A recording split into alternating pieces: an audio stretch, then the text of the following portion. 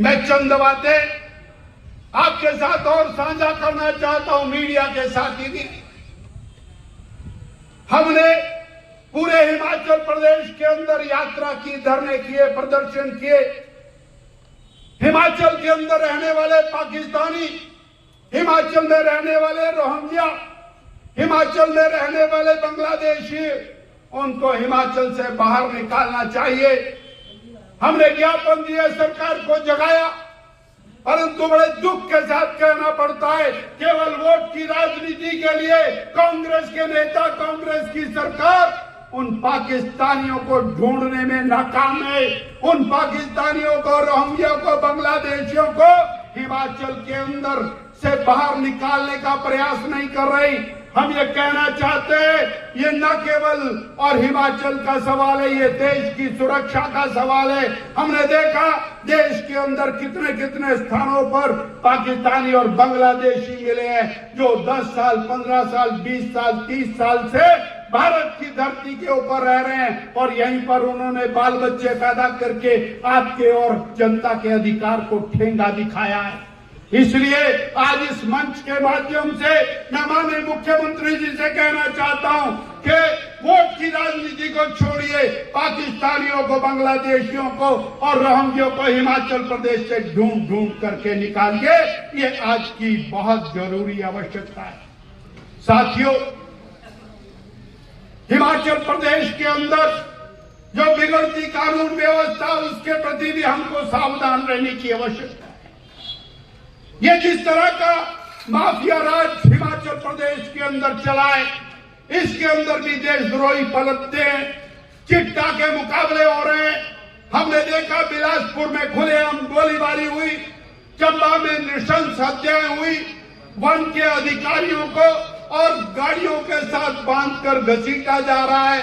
परंतु अब विमल नेगी, जो एक ईमानदार ऑफिसर था, उसकी हत्या ने जो स्थिति खड़ी की है, या विमल नेगी की रहस्यमय मृत्यु ने जो सवालात खड़े किए हैं, कांग्रेस की सरकार उन सवालात से बचती हुई दिखाई दे।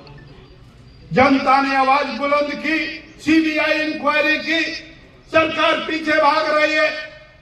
विमल नेगी के परिवार ने गुहार लगाई, सरकार पीछे भाग रही है। विमल नेगी की धर्मपत्नी ने हिमाचल प्रदेश के उच्च न्यायालय के अंदर मुकदमा दर्ज किया, और वहां पर भी केवल और केवल एक ही प्रयास हो रहा है, सीबीआई इंक्वायरी नहीं होनी चाहिए। हम ये कहना चाहते हैं कि सीबीआई इंक्वायरी ना करा के कौन से सत्य को सरकार दबाना चाहती है, ये भी आज जान लेना बहुत जरूरी है। और यदि सरकार इससे अपने आप को अलग करना चाहती है, तो तुरंत सीबीआई इंक्वायरी करानी चाहिए, ताकि जो इस प्रकार के लोग हैं, जो प्रदेश के अंदर कानून व्यवस्था की धज्जियां उड़ा रहे हैं, उनके ऊपर से आपका हाथ हट सके। मुझे और इतनी बात कहकर आपसे आग्रह करना है कि ये जो तिरंगा यात्रा है, भारतीय जनता पार्टी हिमाचल प्रदेश में लेकर चलिए। 100 से अधिक स्थानों पर तिरंगा यात्रा हो चुकी है।